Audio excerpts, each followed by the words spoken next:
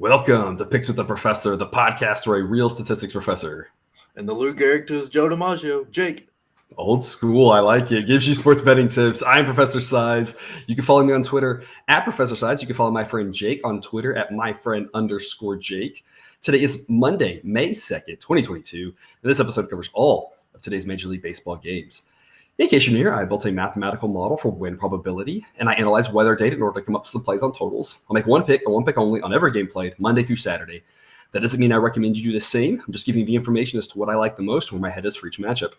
As we go through the plays, remember that there are no locks in gambling, so I'll give you our loves, likes, and leans to help you decide which picks you might want to play and how I recommend scaling your wagers. With that in mind, please understand that good and bad variance will occur, so as much as I like to say it'll be profitable each and every day, that is an impossible reality for any gambler. Last week was a good week. We finished up about 11 units with a little 5% ROI. Hopefully settling into some just solid gains. So far, that April was just a roller coaster. Every 2 days, it was like awesome 2 days, awful 2 days, awesome 2 days, awful 2 days, and like a random break-even day. It was like, oh wow, like I could breathe. It was wild. Hey, you ended up positive. That's all that matters. Yeah, it was a positive month of April, just barely, but yeah, up a few units for April, so that was good. If you can do that every month, right, that's all we're after. Before we get to today's slate, some reminders. Please hit that like button if you're on YouTube. Also, if you aren't yet, please consider subscribing or following. It's free and the only way to ensure that you don't miss any of the college basketball, MLB, or college football content that this channel provides. Share with a friend if you know others in the game. Hit us up on Twitter or drop a comment if you're on YouTube. We love those and try to respond to as many as we can. Also, I encourage all of my listeners to have multiple books in their portfolio, especially ones with reduced juice dime lines. That's minus 105 on each side for MLB games. Having a couple of these at your disposal, you should be able to find an edge on any game. I have two that I like and recommend using. One that has undergone some renovations after deciding wants to be a real player in this space. That's ABC Islands. The other is the one I use when locking in plays on BetStamp. Check out those links in the show's description or on the website, www.pickswiththeprofessor.com. Jake, thankfully we have a couple afternoon games today. A couple of games squeezing in, rainouts. I think on the first one, Royals. Make it for a rain. Yeah, Royals at the Cardinals here. Zach Greinke versus Steven Matz here with a 1:15 first pitch. Potentially, there's some weather issues with this one that may happen. It looks like some rain earlier in the morning, then it might clear out a little bit, then some more rain in the afternoon. So maybe an afternoon game, maybe delay. This one will be kind of one to keep an eye on, especially if you're a DFS player. Assuming we have the game. Jake, what do you have for us on this one? I like the Cardinals here. I know Greinke is pitching really well this year, and maybe not his all-star type years, but he's pitching very well. Matz is good, but I think Matz and this Cardinals offense are good enough to get the win here. The Cardinals have really surprised me. I really didn't expect this out of them, especially from a pitching standpoint. It seems everybody they throw is doing just enough to get the job done, and sometimes even more. And I really like this Cardinals team to probably even win this division, but I really like them to win this game. Yeah, the model says Cardinals minus 150. You're taking Cardinals minus 158. If I had to pick a side, that's the side I'd want to be on. I wouldn't want to back this Royals team. Their offense is just so bad. I can't personally. I can't go Cardinals minus 158. It's just I just don't like that big juice. But like I said, if I had to pick a side, I'm with you on that one. It's just so hard to back the Royals until they show a consistent pulse on offense. Say what? I was going to say they're also getting some bad luck. What was it? Bobby Witt Jr. got shoved off the base. Yeah, that was yeah. Yeah, I saw that. I was like, I don't know. You're watching that play, and it's like, did he just slide too far, and it just looked like he got shoved, or was he really pushed off? That was definitely a questionable one there. I'm going Royals under 3.5 on their team total. So kind of in the same vein. I like Steven Matz a lot. I'm with you. So there's a couple different ways you can back Matz here. I think he's above average. I like what I've seen from him. Royals under 3.5. It's a B pick for me, minus 138. I'm going that direction rather than the game total of 7.5. The reason why is just that Cardinals offense, I don't think is necessarily great, but they have these games where they just explode and score a ton of runs, and they could easily go out and score 8 runs today. And so I think isolating the Royals is the smarter play. As you mentioned, Greinke, still a solid pitcher at this point, but I think Matz is the better pitcher. And so if this game does get in, as long as we don't have a rain out of the rain out, right? I think that some way or shape or form, we're both looking to fade the Royals. You're doing it going with the Cardinals. I'm doing it with going the Royals team total under 3.5 with a B pick for me on that one. The other afternoon game, 2:10 Eastern, first pitch, Angels at the White Sox. Patrick Sandoval versus Dylan Cease. Weather-wise, we're looking about 60 degrees, very slight winds, not really doing much there. Personally, the model says White Sox minus 122. And so if you wanted to take White Sox minus 117, I don't think that's a bad angle. Personally, I think the number should be a little bit higher. Instead, I'm going under 7.5, and I'm giving this an A grade. I love Dylan Cease. He's been fantastic this year. Patrick Sandoval, also a pretty good pitcher. I project both of these pitchers to be well above league average for the rest of the season. So a total of 7.5 blows my mind. It's only minus 105. To me, this is just an easy A pick. Both of these teams, the White Sox definitely, we've talked about their bats struggling. The Angels kind of up and down, but I don't buy some of their hot starts. I think they've had some good luck with that. I don't think they're going to do well off of Dylan Cease. There were some runs yesterday, but obviously when you get Dallas Keuchel involved, there are going to be runs. No Dallas Keuchel sightings today other than maybe, on the bench. So to me, this number is bonkers, under 7.5. I love this one. Jake, what's your opinion on this game? Yeah, I want to play the under here, but I don't trust Sandoval enough yet. He hasn't proven it to me. And the White Sox offense, when it gets going, can just roll somebody. And the Angels have good enough offense with Trout, and to get a couple to push that over, so it just scares me. If I was going to play anything, I'd play the under because Cease is great, but I'm just too scared to play it. Yeah, and it's a good point. I think the weather being in the upper 50s, closing around 60, I think that helps us out, makes the ball not fly. But you're right, the biggest scary thing with the Angels offense is anytime Ohtani and Trout are involved, and as much power as those guys have, if somebody gets on in front of them, there's 2 runs right there. And it's not that 2 runs is going to kill us, but if that happens twice, that's 4 runs. And all of a sudden it's like there's a lot of other baseball to be played. There will be a run here and there. So it can get a little scary with how – with some of the power that those guys have. In general, I love Dylan Cease. Every time I end up backing him or backing it under, I feel like I enjoy it, and so I think that gives me the confidence here on this under personally. That takes us to our evening games. 6:40 Eastern, first pitch, Diamondbacks at the Marlins. What should be a gem pitcher wise? Zach Gallen versus Pablo Lopez. Model says Marlins minus 148. Right now, that's squarely in between the juice for these two teams. So no edge on a side as of right now. Total of 6.5. And there's been a lot of games this season where I've said, hey, this total should be 6.5.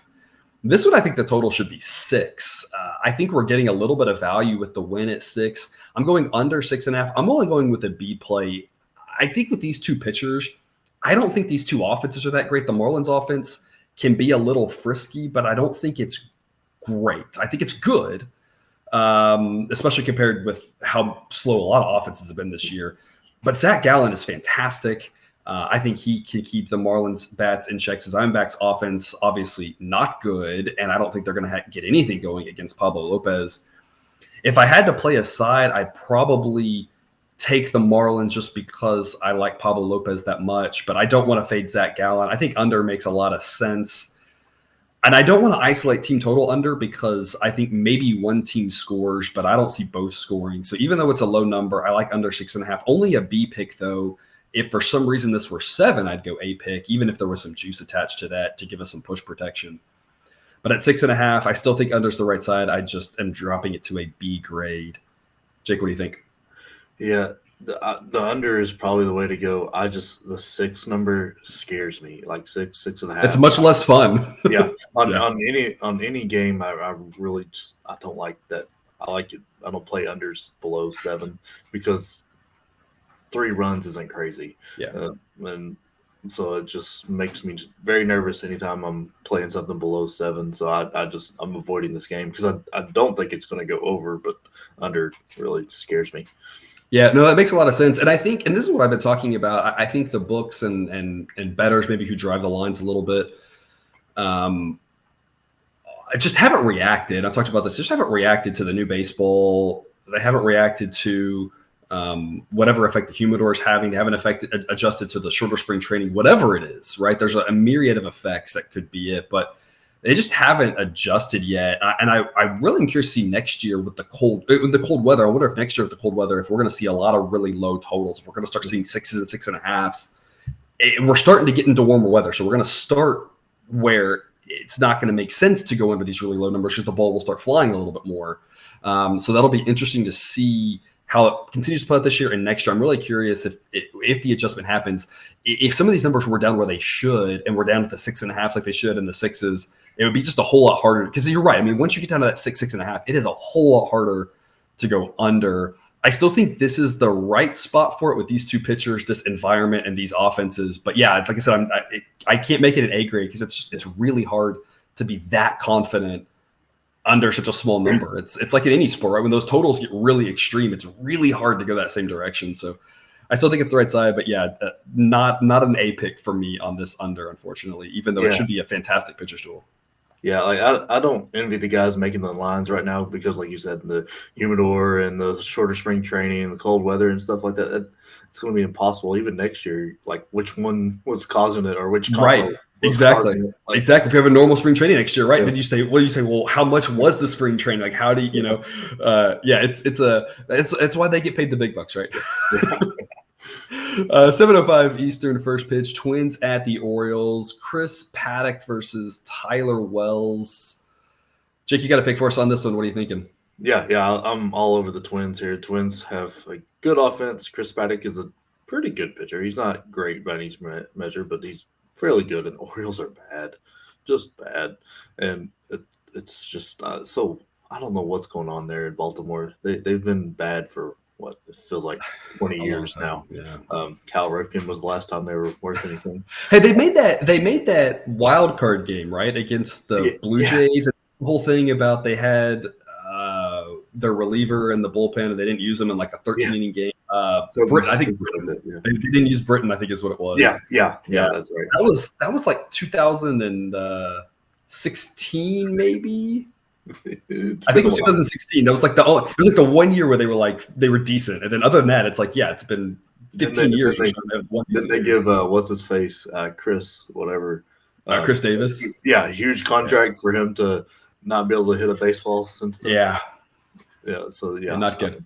Yeah, that's why I'm picking the Twins. They're just full of mistakes everywhere, but the Twins are good. Buxton is good. Everything around them is just a very good team. Yep. The model says Twins minus 146. It's kind of a repeat of the Cardinals thing for me. I agree with you. I think that's the right side. For me, the juice is just a little bit too much to like, but that's the way I would play it. If I had to pick a side, the odds just are not good enough for the Orioles. They'd have to be way, way higher than they are right now for me to think there's value on that pick. So, same thing with the Cardinals. I think both of those are the side I'd rather be on. I think there's a better play, but I don't disagree with that whatsoever. I don't want to back this Orioles team. I'm a little scarred from the other night when the Orioles beat the Red Sox on the pitcher. Someone on Twitter had a nice little breakdown of this. The pitcher knows he's bunting, and so the idea is throw a high fastball in.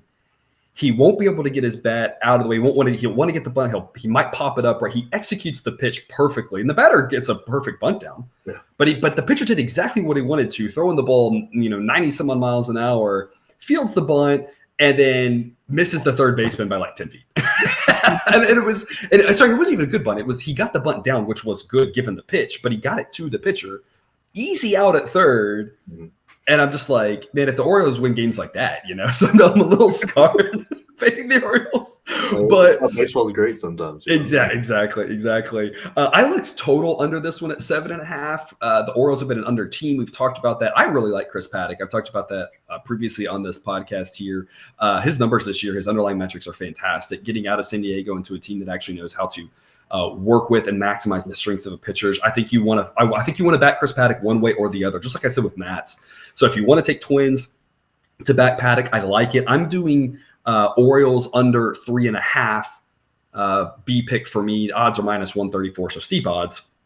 So kind of a B plus play with those odds. But either way, I think you want to back Paddock here. If you want to take game under, that's fine as well. It's 7.5 with some heavy juice. That might be 7 as we get closer to game time.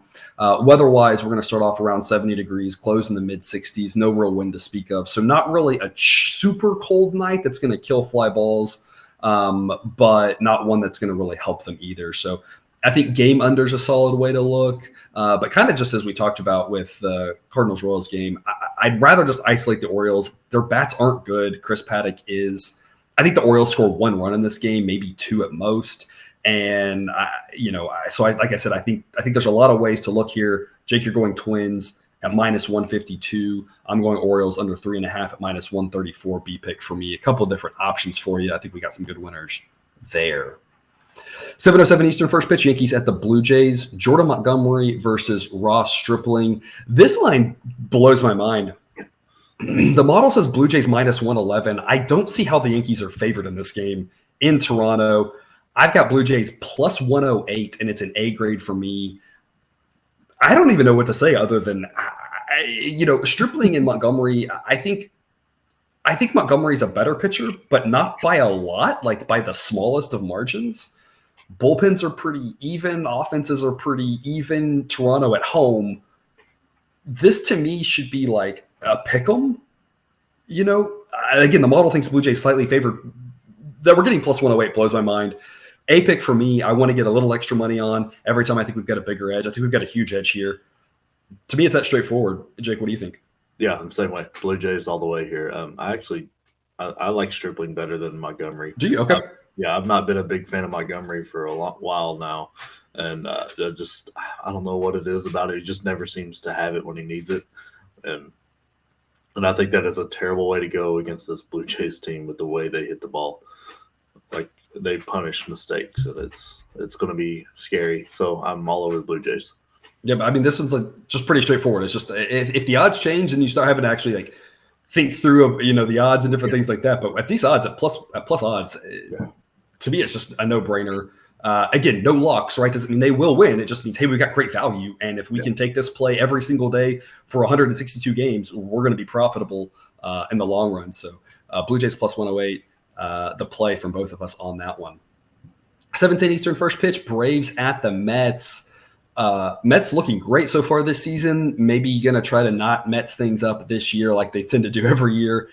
Braves, a little bit of a hangover from the World Series. Not looking great so far. And Jake, you're a Braves fan, so you can maybe elaborate on this a little bit. That to me, watching them, their offense just seems to like some night, it's like flipping a coin. Flip a coin. If it's heads, we're going to show up. Tails, we're not. It's like sometimes they look fantastic on offense, and other times they just can't get anything going is kind of what I've seen. I don't know if you have any expanded thoughts on the Braves struggle so far. It's been frustrating. They can't put it all together. Olsen's been great. That pickup's been good. Acuna coming back, that's only gotta help as he gets into it. But Albies has been rough. He started off hot and has cooled way down. Swanson can't find a swing. Duvall. Swanson looks brutal. Yeah, Duvall. He was always really good with runners on base, and it's like he's lost that talent. So I think the book is kind of out on him, and they haven't adjusted yet to what pitchers are doing to him. Because you play to the end of the year and you win it, there's a lot more film on you.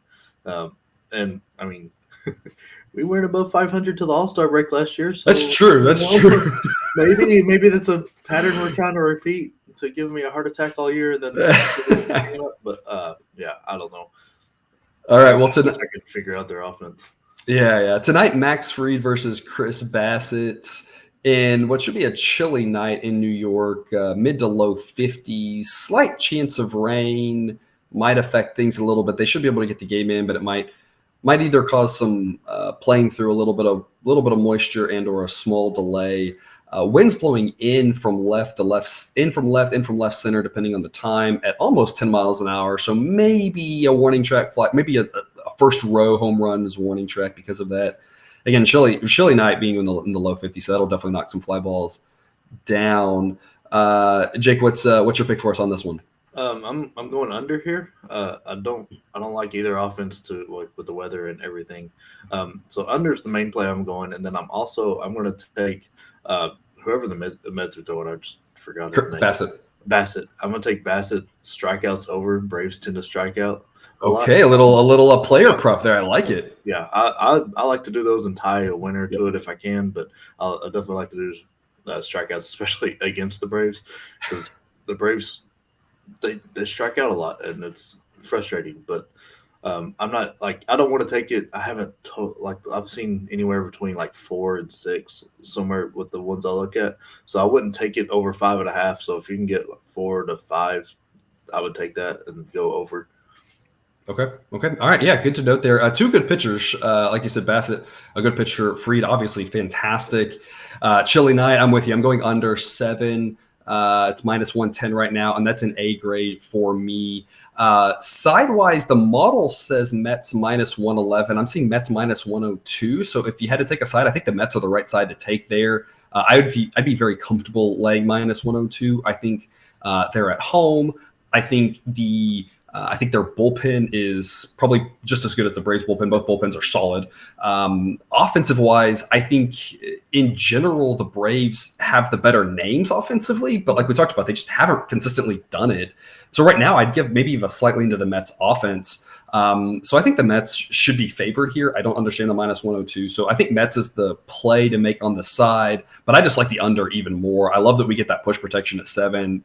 I've said it before a few times in previous podcasts. This number should be 6.5. And at 6.5, you downgrade that to a B. It's a tougher thing, as we talked about earlier. But at 7, I love 7. I'm going under that. I think we win, or I think, not worst case, right? Again, there are no locks in gambling, but I think a bad situation is a push, right? It's this one just wins way more than it loses, I think. And getting that push protection at 7, I think, is pretty valuable. So under 7 for both of us there, a pick for me. And then Jake throwing in the potential over on strikeouts for Bassett, as well as a player prop to look at there. I like that angle there. I like that. Yeah. It's something fun to do. It gives you a little something to cheer for, even though it's against my team. But absolutely.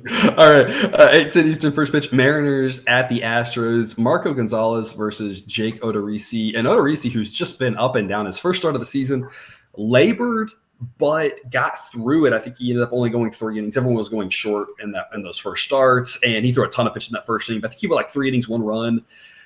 Next couple starts just looked atrocious. Last start against obviously a weaker Rangers offense, but looked fantastic in his last start. So, flip a coin on what you're getting from Odarisi. Marco Gonzalez, a pitcher who tends to outperform his underlying stats, so somewhere around average for him. The model says Astros minus 128. I'm going to trust the model and go Astros minus 125 with a B pick.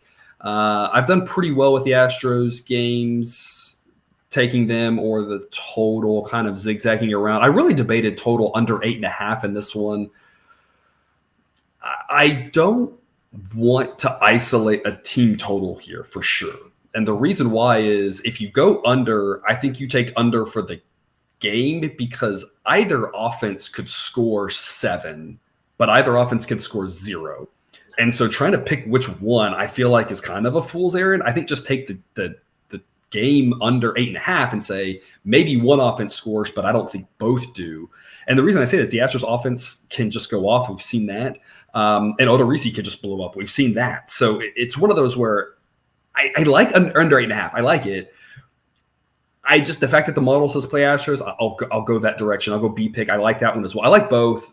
This is one I stared at for a couple of minutes, and I was just trying to figure out which one I liked more.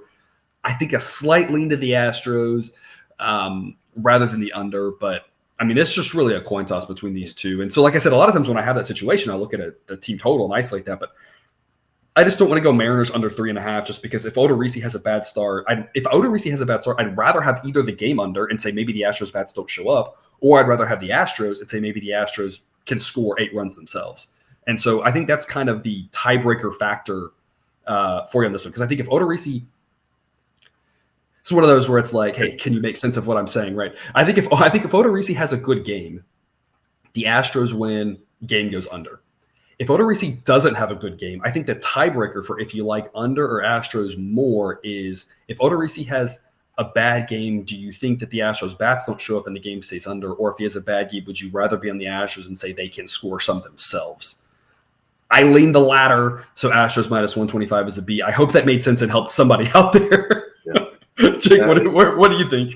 See, I am staying away from this game. If I were to play anything, it would be the Astros. I don't trust the Mariners offense as much as I trust the Astros offense, but both pitchers terrify me.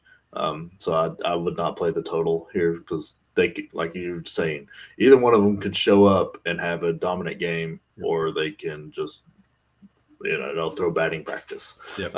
And both offenses have the ability to really go off or disappear. Yep. So that's why I'm leaning. There's just not been enough, like, what are we, a month into the season? I haven't had enough, like, consistency out of either of them to, like, zero down in on them. So I'm just skipping this game. Yep, that makes sense. And total 8.5. If you had 9, right, then you like the under a little bit more. You get that push protection on the 5-4 game, the 6-3 game. But 8.5 is not as good given these, like you said, these two pitchers. Are just a little bit scary on both of them. Yeah. And then our late game, 9:40 Eastern, first pitch Rays at the Athletics. Drew Rasmussen versus Dalton Jeffries. Just a normal night in the Bay Area. We're going to start off around 60 degrees, close in the mid 50s. Wind out or out and across to right field around 10 miles an hour. So maybe a slight help with the wind, but the cold temperatures are going to balance that out. Tons of foul ground in Oakland, so that's just a pitcher's park in general. The model says Rays minus 143. So if you had to look at a side, I think the A's at plus 151 offers some value. Personally, though, I don't like fading Drew Rasmussen. I think he's really good. I had him in fantasy last year, and when he started starting. He was just a great pitcher to back. I think the Rays started off kind of thinking he was just going to be an opener, and all of a sudden he looked so good they kept just kind of stretching him out, and he became a guy who they were like, "Yeah, well, fine, we'll just throw you 6 innings," and he did really well at it. So I don't want to fade Rasmussen personally. I think the number gives you value at A's plus 150. But personally, I just think under is the better play. Under 7. It is juiced a little bit. It's minus 117, but that's an A pick for me. And it's a similar story to that Mets Braves game. This number should be 6.5. If it does go 6.5, I like B pick, but at 7, even with decent juice there, A pick for me. Pitcher's park. The A's offense, I do not trust. The Rays offense occasionally shows up and scores 6 runs or 7 runs, but for the most part hasn't been great. The A's been playing a bunch of low-scoring games. This number is just too high, so under 7, I love it. A pick for me. Jake, what do you got? Yeah, that's another one I'm staying away from. I don't know enough about Jeffries to make a good judgment on him. I know Rasmussen had a great year last year, but I kind of want to see it again before I totally go in on his bandwagon. And you're like, right, the Athletics offense, I'm not sure where they get runs from, but the Rays have the ability to go out there and put up a big number. So I just, I don't know. I'm scared of this game because I've also seen the Rays just disappear this year and not play in games that they should win very easily. Yep. And the Athletics pull ones out that they should not. They should have no business winning. Yeah. Yeah. So I'm just this is one I'll stay away from because I'm not comfortable enough with the pitchers yet to make a call on it. All righty. Well, 8 picks for me. A recap for you here. Angels at the White Sox in a little afternoon delight there. I've got under 7.5 at minus 105 odds. Yankees at the Blue Jays. I've got Blue Jays plus 108. Braves at the Mets. I've got under 7. That's minus 110. And then Rays at the A's. I've got under 7. That's minus 117. Jake, any parting words? hopefully the Braves can put it together and we can win a win a 3-2 game. All right. Well, that's all we have for you today. Thanks for tuning into another episode of Picks with the Professor. A reminder to check out that Google Sheet for model picks, projections, and results. You can find that link at the website, www.pickswiththeprofessor.com. If you haven't done so yet, please click that subscribe button to ensure all the sports betting content we provide on this channel is dropped right into your feed. I will see you tomorrow. And until then, remember, you can eat your betting money, but please don't bet your eating money.